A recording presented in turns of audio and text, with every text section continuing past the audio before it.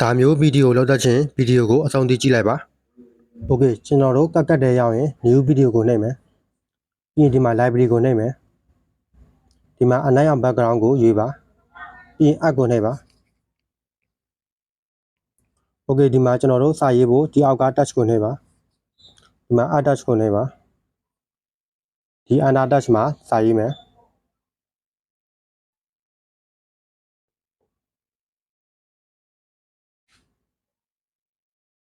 စာရေးပြီးရင်ဒီမှာ font ကိုနှိပ်ပါဒီမှာကိုကြိုက်တဲ့ font ကိုရွေးပါ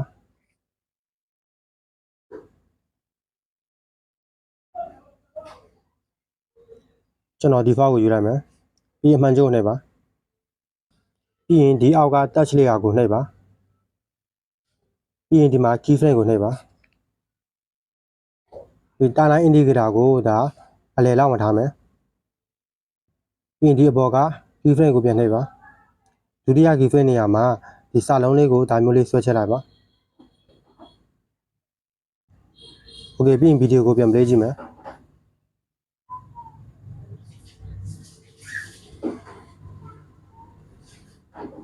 โอเคပြီးရင်ဒီအနောက်က ending ကို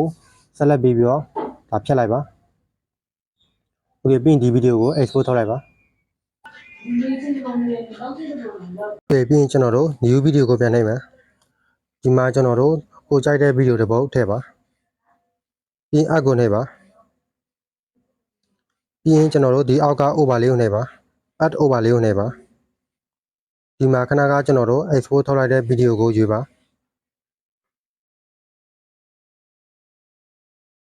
ပြီး add ကိုနှိပ်ပါโอเคဒီမှာ over လေးထည့်ထားတဲ့ဗီဒီယိုကိုအနောက်ကဗီဒီယိုနဲ့ညှိပါဒါမျိုးလေးလက်နဲ့ဆွဲညှိလိုက်ပါပြီးရင်ကျွန်တော်တို့ဒီအောက်က supply ကိုနှိပ်ပါ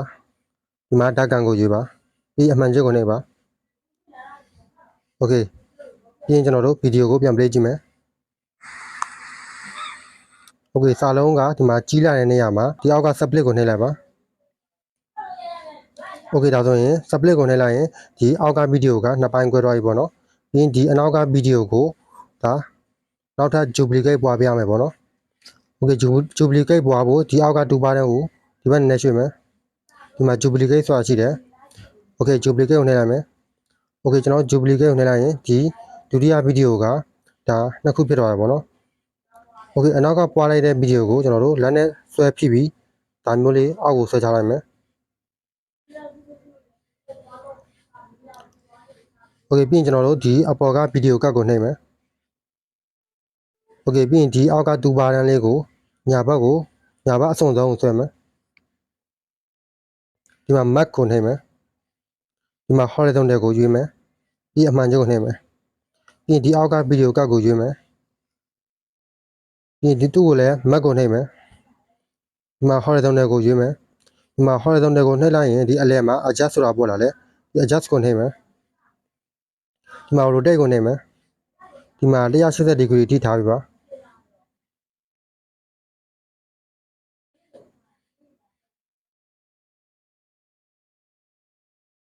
180တက်လောက်ထိထားပြီပါ